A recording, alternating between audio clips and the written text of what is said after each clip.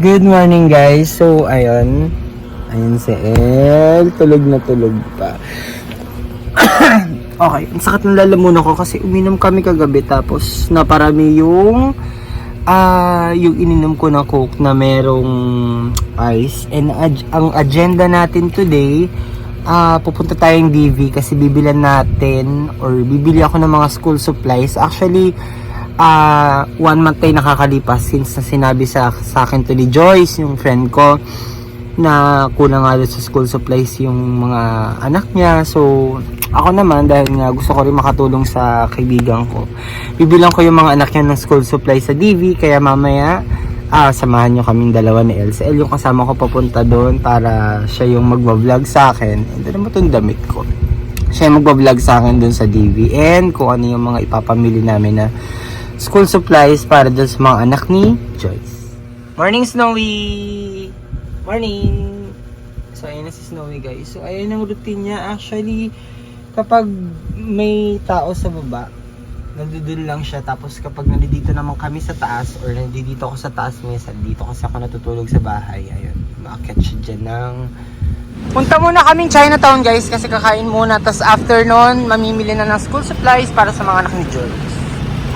Okay guys, nandito na kami sa may Chinatown kasi kakain muna kaming dalawa ni El bago kami mamili ng school supplies para nga dun sa mga anak ni Joyce. And update ko na lang kayo guys kapag mamimili na kami.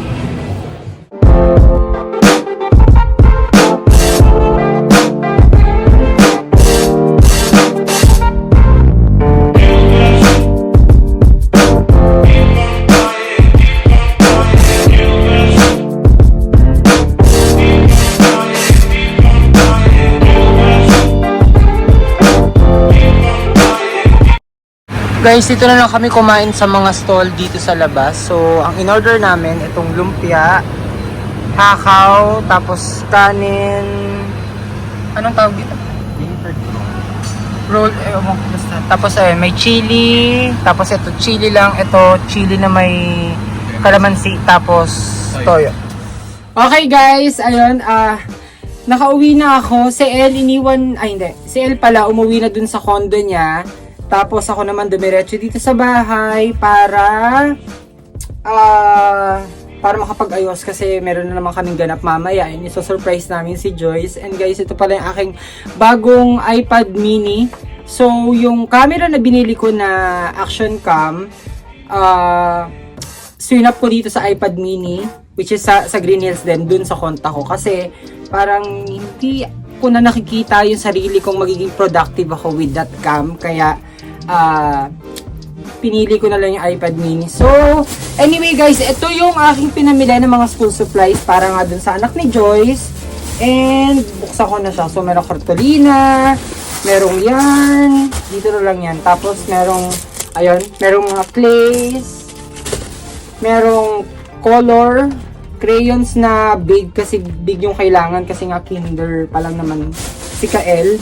So, merong merong mga watercolors. I think, marami itong watercolors. Basta ito, dalawa. Tapos, merong ruler.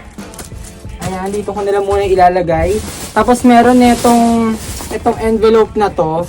Tapos, meron din dito sa loob ng mga coloring books, mga bond papers, mga Oslo papers. Tapos, ayun, may reading booklet din ata dito. Tapos, bumili ako ng dalawang XL na, XL na Mongol. And, bumili din ako na itong sharpener. Mura lang kasi dun guys, sa pinagbilan namin sa Divisoria. Ayun, ang daming sharpener. Mga 24 pieces na sharpener. Tapos, bumili na rin ako ng,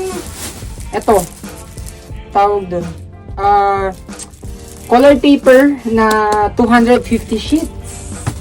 Tapos bumili na ako ng pad paper, yung pang grade 1.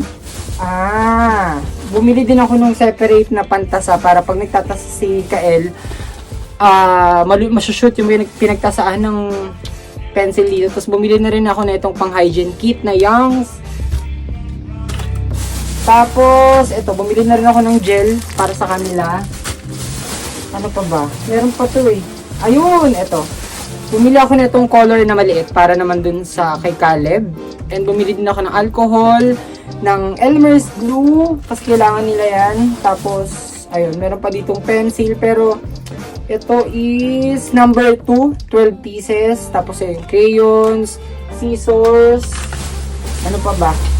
Marami pa, ito. Ang dami kong biniling watercolors. Ayan. 6 na watercolors, tapos may scissor, may glue. At ito, sharpener. Ayun.